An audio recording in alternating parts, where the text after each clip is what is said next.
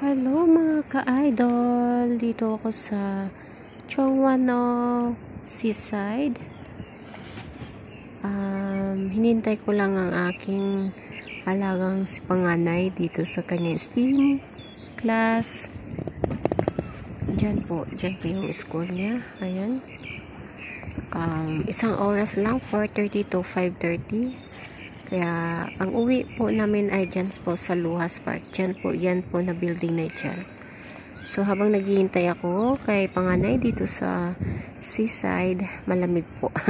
Malamig po. Kanina maaraw, kahit maaraw siya, ay feel mo pa rin yung winter. Yung lamig.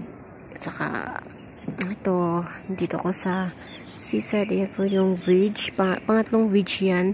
Dito sa Chongwano. Yun na yung bago yung nasa Sikan, tapos yung sa dulo, yun po yung